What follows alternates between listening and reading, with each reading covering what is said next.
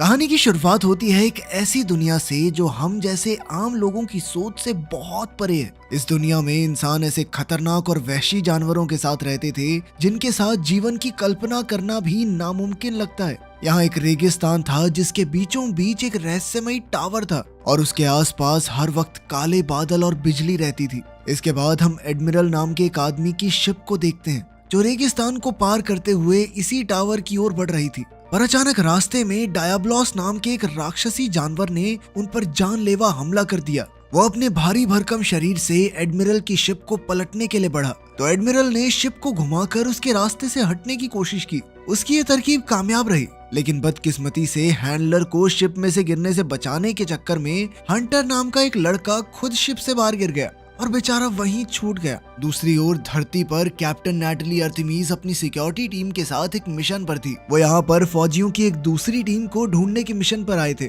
उनके पास सुराग के तौर पर सिर्फ उनका आखिरी SOS मैसेज था और रास्ते में उन्हें गाड़ी के टायर के निशान मिले जो एक जगह आकर अचानक रुक गए, मानो उनकी गाड़ी हवा में गायब हो गई हो। इसके अलावा वहाँ सड़क किनारे कुछ अजीबोगरीब पत्थर थे जिन पर कुछ खुफिया निशान बने थे। तभी अचानक उन्हें रास्ते से एक बहुत बड़ा तूफान आता दिखाई दिया जो तेजी से उनकी ओर बढ़ रहा था। अब उनकी टीम अपनी गाड़ियों में बैठकर भाग निकली, पर आंधी से निकली बिजली ने अचानक उन्हीं अजीबोगरीब पत्थरों को रोशन कर दिया। तूफान इतना तेज था कि जल्द ही वो उनकी गाड़ियों तक पहुंच गया और अचानक उन सबको निकल कर एक पोर्टल में धकेल दिया। उनकी गाड़ियां बवंडर में बुरी तरह उलट पलट रही थी। कुछ देर बाद अचानक उनकी गाड़ियां जमीन पर आ गिरी और उन सब ने बाहर आकर देखा कि अब तूफान थम गया था। अब वो सामने मौजूद पहाड़ियों पर मंडरा रहा था जिनके बारे में उनके नक्शे में कोई जानकारी नहीं थी। उन्होंने देखा कि इस रेगिस्तान में कई रेत के टीले थे, लेकिन नक्शे के मुताबिक रेत के टीले उनकी लोकेशन से 20 किलोमीटर दूर होने चाहिए। इसी के साथ उनके सभी इलेक्ट्रॉनिक डिवाइसेस ने काम करना बंद कर दिया। इसलिए उन्होंने सूरज की मदद से दिशा का पता लगाकर वापस लौटने का फैसला किया। तभी एक्स को कुछ दिखाई दिया और जब उसने पास जाकर देखा तो पता चला कि ये खोई हुई टीम की गाड़ियां थी। उसके पास बुरी तरह जली हुई लाशें पड़ी थी। इसके अलावा वहाँ कांच के टुकड़े और खाली गोलियों के शेल्स मिले, जिसका मतलब ये था कि मरे हुए फौजियों ने अपना बचाव करने की कोशिश की थी। खैर, जिसने भी उन पर हमला किया था उसने रेत पर कोई निशान नहीं छोड़े थे। अब टीम इस सोच में पड़ गई कि इसके पीछे आखिर किसका हाथ है और अपनी गाड़ियों में निकल पड़ी। मगर वो ये नहीं जानते थे कि हंटर अपनी दूरबीन से उन पर नजर रखे हुए था। इसके बाद वो सब एक बार फिर रुक गए क्योंकि ये नजारा उन्होंने पहले कभी नहीं देखा था। उनके सामने एक बहुत बड़े जानवर का कंकाल था जो किसी डायनासोर से भी कई गुना बड़ा था। इसी दौरान पीछे से हंटर ने उन पर एक तीर चला दिया तो फौजियों ने उसकी दिशा में जबरदस्त गोलीबारी शुरू कर दी। तभी कैप्टन आर्टेमिस ने तीर पकड़ा और सबको रुकने को कहा क्योंकि तीर सिर्फ चौक का बना हुआ था, यानी कोई उन्हें सिग्नल दे रहा था कि यहाँ पर खतरा है। उसी पल अचानक डायाब्लॉस रेत से बाहर आ गया तो वो सब फिर से गाड़ियों में भाग निकले। उन्होंने हर एक हथियार से हमला करके देखा, मगर डायाब्लॉस पर कोई असर नहीं हो रहा था। आखिरकार उसने एक गाड़ी को टक्कर मारी और वो कई बार पलट कर गिर गई, जिससे एक्स की मौके पर ही मौत हो गई। दूसरी ओर स्टीलर नाम का एक फौजी डायाब्लॉस का शिकार बनने से पहले भागकर दूसरी गाड़ी में चढ़ गया, लेकिन जल्द ही डायाब्लॉस ने इस गाड़ी को भी बेरहमी से पलट दिया और फिर स्टीलर को अपने दांत में फंसा कर उड़ा दिया। मरने से पहले स्टीलर ने उस राक्षस पर कई ग्रेनेड्स फेंक कर हमला किया, जिससे उस खतरनाक जानवर को ज्यादा नुकसान नहीं पहुंचा, लेकिन उसके बाकी साथियों को पत्थरों के बीच छुपने का मौका मिल गया। दूसरी ओर से हंटर ने डायाब्लॉस को रोकने के लिए उस पर एक तीर से हमला किया और इधर फौजियों की टीम तुरंत एक गुफा में छुप गई। डायाब्लॉस इतनी छोटी गुफा में नहीं घुस सकता था, इसीलिए उसने एक बार के लिए टीम का पीछा छोड़ दिया। इस मुसीबत में फंसकर डैश काफी घबरा रही थी, मगर तब आर्टेमिस ने लीडर के तौर पर सबको ऑर्डर दिया कि वो अपनी ड्यूटी करते हुए यहाँ से जिंदा बचकर वापस जाएंगे। लेकिन उसी पल अचानक एक स्पाइडर जैसे जानवर ने उसे अपने पंजों में दबोचकर उठा लिया। इस राक्षस का नाम था नर्सिला। उसने आर्टेमिस को काटा, जिससे उसके शरीर में जहर चला गया और फिर वो उसे नीचे फेंक कर भाग निकला। इधर फौजियों ने उस पर गोलीबारी की और वहीं मार्शल और लिंकन ने आर्टेमिस को CPR देने की कोशिश की, पर अफसोस कोई फायदा नहीं हुआ। तब डैश ने सबको भागने को कहा क्योंकि रात होने की वजह से नर्सिलस उन पर हमला करने आ रहे थे। लिंकन, मार्शल और डैश को लगा कि आर्टेमिस मर चुकी है, इसीलिए वो सब गुफा की ओर भागे। उधर दूर एक पहाड़ की चोटी से हंटर नर्सिलस पर हमला कर रहा था, लेकिन जब एक जानवर उस पर हमला करने के लिए आया तो वो भाग निकला। वहीं दूसरी ओर डैश भागते हुए नीचे गिर गई, जिससे उसके साथी भी रुक गए। इसी मौके का फायदा उठाकर एक जानवर ने मार्शल को दबोच कर उठा लिया। उधर अचानक अर्थमीस को होश आ गया और उसे अपने साथियों के चीखने चिल्लाने की आवाजें सुनाई दी। लेकिन तभी एक नर्सला ने फिर से उस पर हमला करके उसे बेहोश कर दिया। इसके बाद जब उसकी आंख खुली तो वो एक नर्सला के घोंसले में एक ककून में कैद थी। वो जैसे तैसे ककून से बाहर निकली तो उसने देखा कि वहाँ हड्डियों का ढेर था और साथ ही मार्शल और डैश के शरीर भी ककून्स में बंद थे। अर्थमीस ने दर्द से जूझते हुए मार्शल का गिरा हुआ बैग उठाया, जिसमें उसे एक टॉर्च, एक ऑक्सीजन कैन और बंदूक की कुछ गोलियां मिली। अब वो टॉर्च जलाकर स्पाइडर के जालों भरे रास्ते से आगे बढ़ी। उसने लिंकन को आजाद किया और कहा कि उसकी छाती में काफी तेज दर्द हो रहा है।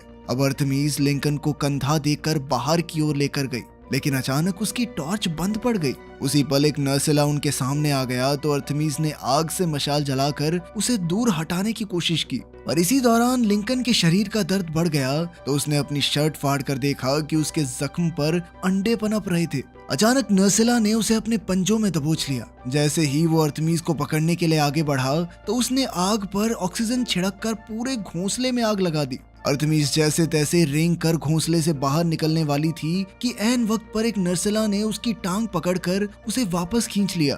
तब अर्थमीस ने उस पर गोलियां फेंक दी जो आग की चपेट में आते ही फट गई और आखिरकार वो सही सलामत घोंसले से बाहर आ गई। अब सुबह हो चुकी थी और धूप की वजह से नर्सलाज ने उनका पीछा नहीं किया, लेकिन उसे अभी भी ऐसा लग रहा था कि उसके शरीर पर हजारों कीड़े चल रहे हैं, इसलिए वो पागलों की तरह अपने शरीर को कुरेदने लगी। खैर तभी जमीन पर उसे एक गोली मिली तो उसने गोली खोलकर उसका बारूद अपने पैर के जख्म पर लगाया और फिर 2 पत्थरों को रगड़कर चिंगारी पैदा की, जिससे बारूद जल उठा और उसका जख्म भर गया। इसके बाद वो पहाड़ी पर चढ़कर इस इलाके की जांच पड़ताल करने पहुंची, लेकिन उसे चारों ओर रेगिस्तान और उस काले बवंडर के सिवाय कुछ दिखाई नहीं दिया। शायद ये बवंडर ही उसे घर ले जा सकता था, लेकिन उससे पहले उसने ये देखने का सोचा कि रास्ता साफ है या नहीं। उसने एक पत्थर उठाकर रेत में फेंका, जिससे डायाब्लॉस जोरदार दहाड़ के साथ जाग उठा, और जब उसे अर्थमीस दिखाई नहीं दी तो वो लौट गया। उधर अर्थमीस पत्थरों से भरे इलाके में घूम रही थी तो हंटर दूर से छिप छिपा कर उसका पीछा कर रहा था।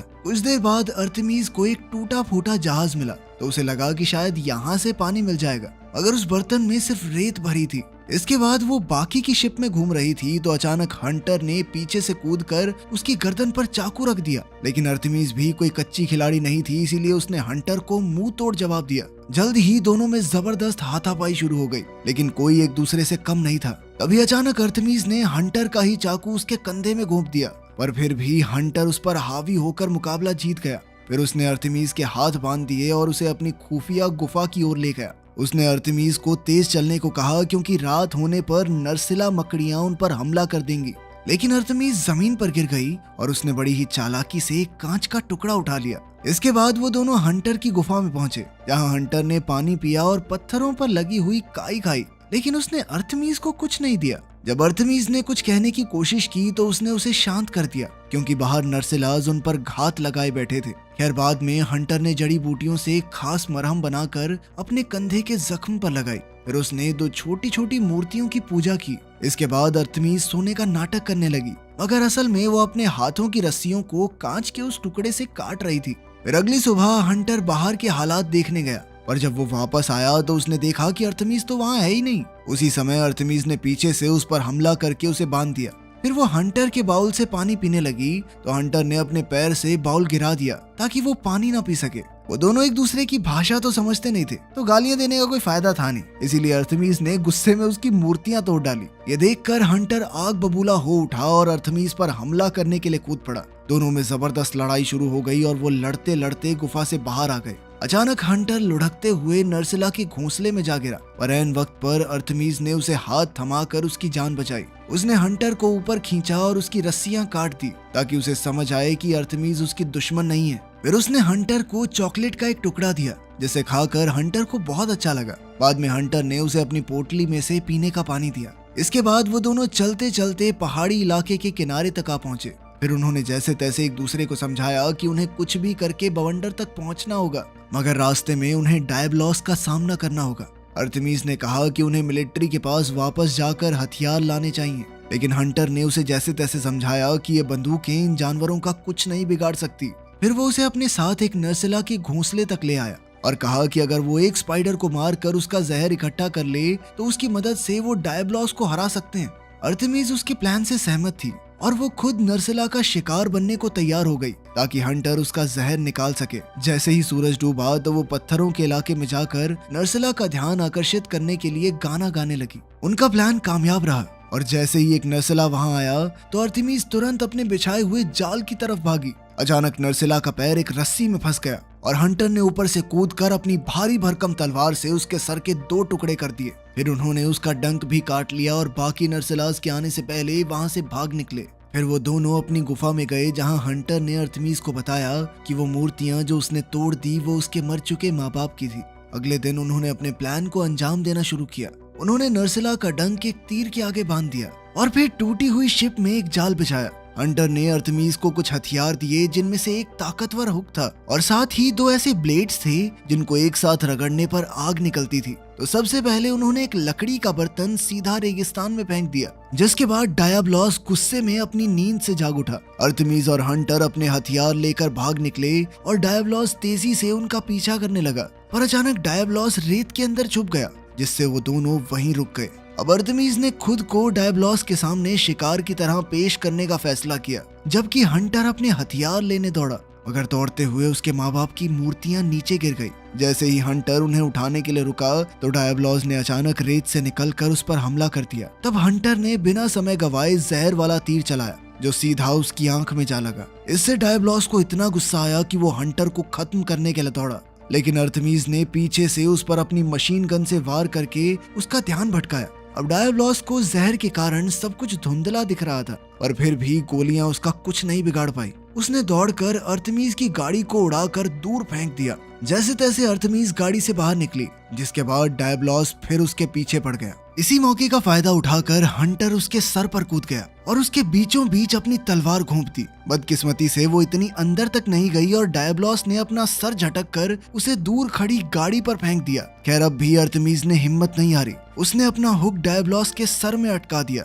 और रस्सी के साथ उड़कर सीधा उसके सर पर जा पहुंची। फिर उसने और जोर से तलवारों को अंदर धकेला और आखिरकार डायब्लॉस की मौत हो गई। इधर हंटर अब भी बेहोश था, इसलिए अर्थमिस ने आसपास की गाड़ियों से सारा जरूरत का सामान इकट्ठा किया और फिर डायब्लॉस की त्वचा का एक हिस्सा काट कर हंटर को उस पर लेटाया और उसे अपने कंधों पर खींचकर आगे बढ़ी। कुछ घंटे चलने के बाद आंधी तेज हो गई तो अर्थमिस ने जुगाड़ लगाकर अपने सामान से एक टेंट लगाया और फिर इमरजेंसी आर्मी किट की मदद से हंटर के दिल की धड़कनें चालू रखी। कुछ समय बाद आंधी रुकी तो वो दोनों रेत में पूरी तरह दबे हुए थे, मगर टेंट की वजह से दोनों की जान बच गई थी, इसीलिए वो सही सलामत बाहर आ गए। इसके बाद वो दोनों काफी देर तक चलते रहे और आखिरकार एक ओएसिस पर पहुंचे। इस इलाके में एप्सरॉस नाम का एक बड़ा जानवर था और हंटर ने बताया कि ये जानवर शाकाहारी है, हमें कुछ नहीं कहेगा। फिर जब अर्थमिस पानी पीने आगे बढ़ी तो अचानक सेफलस नाम के एक मॉन्स्टर ने उस पर हमला कर दिया। उसी पल हंटर ने अपनी तलवार के तेज तर्रार वार से उसके 2 टुकड़े कर दिए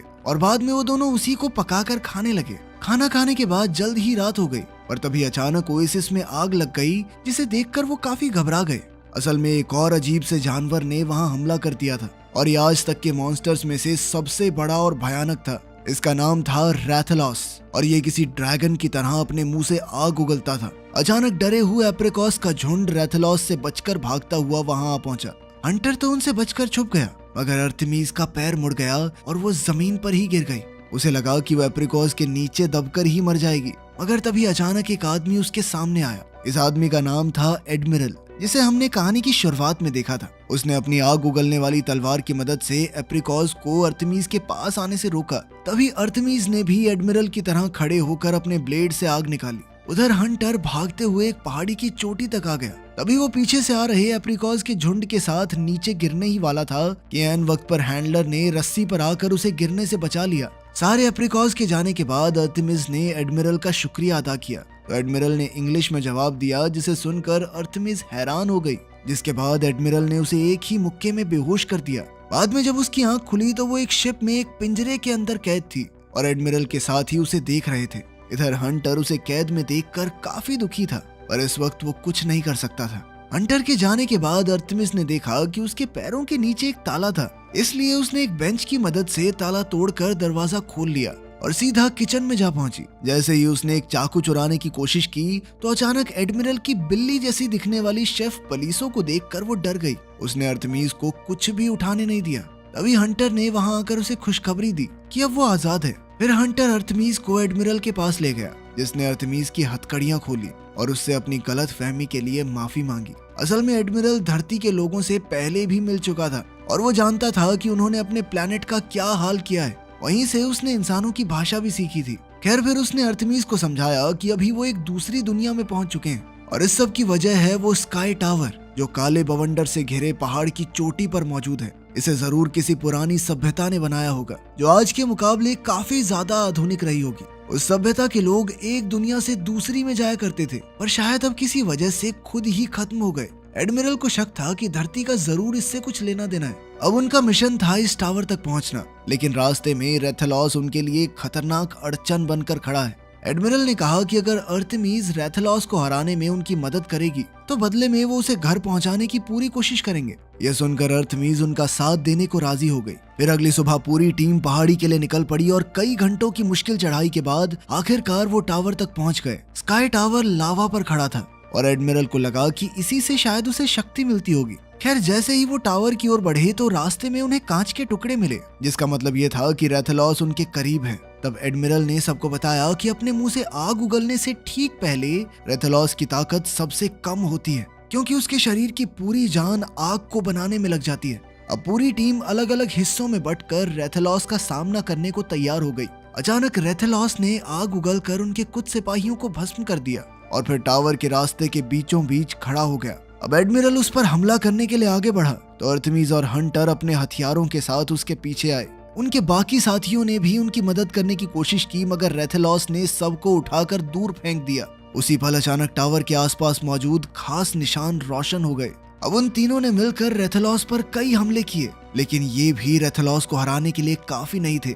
रेथेलॉस आग उगलते हुए अर्थमीज के पीछे दौड़ा तो वो अपनी जान बचाने के चक्कर में पहाड़ी से नीचे कूद गई। उसी पल अचानक वो किसी पोर्टल के जरिए वापस धरती पर पहुंच गई और जब उसकी आंख खुली तो एक आर्मी रेस्क्यू ग्रुप उसे बचाने आ गया था। उन्होंने अर्थमीज को एक स्ट्रेचर पर डाला और अपने प्लेन में ले जाकर उड़ान भरी, लेकिन वो ज्यादा दूर तक नहीं जा सके क्योंकि अचानक वो काले बवंडर में फंस गए और रेथेलॉस उड़ता हुआ धरती पर आ पहुंचा। उसने इस प्लेन को बुरी तरह तहस नहस कर दिया और फिर वो दूसरी गाड़ियों के पीछे दौड़ा। फौजियों की लगातार गोलीबारी से उसे कोई फर्क नहीं पड़ा और उसने आग उगलकर सबको वहीं भस्म कर दिया। इधर अर्थमीज जैसे तैसे अपनी जान बचाकर प्लेन से बाहर आ गई और तब उसके दिमाग में एक प्लान आया। उसने प्लेन से 2 मशालें निकाली और फिर रेथेलॉस की ओर भागते हुए अपना हुक उसके पंख में गाड़ दिया। जैसे ही वो हुक के साथ उड़कर उसके पंख पर पहुंची तो उसने अपने चाकू से उसका पंख चीर डाला। ये देखकर रेथेलॉस गुस्से से भर गया और अब वो अर्थमीज पर आग उगलने ही वाला था कि तभी अर्थमीज ने उसी वक्त एक मशाल जलाई, जिसमें उसका हाथ भी काफी जल गया। फिर उसने तुरंत मशाल सीधा रेथेलॉस के मुंह में फेंक दी, जिससे उसकी जीभ और अंदर का सारा हिस्सा जल गया। खैर, बदकिस्मती से ये भी रेथेलॉस को मारने के लिए काफी नहीं था। अब वो फिर से अर्थमीज का खात्मा करने ही वाला था कि ऐन वक्त पर हंटर ने वहां आकर उस पर कई धुआंधार तीर चला दिए। एक तीर रेथेलॉस के एक जख्म के जरिए उसके शरीर के अंदर घुस गया और इसी से उसके अंदर इतना जबरदस्त विस्फोट हुआ कि वो वहीं जलकर राख हो गया। और उसने अर्थमीज को बताया कि वो यहाँ इसलिए आए क्योंकि वो धरती को रेथेलॉस के हाथों तबाह होने नहीं दे सकते थे। खैर, दूसरी ओर स्काई टावर का एक और पोर्टल खुल गया था, जिसके ऊपर गोर मकाला नाम का एक और जानवर आकर खड़ा हुआ।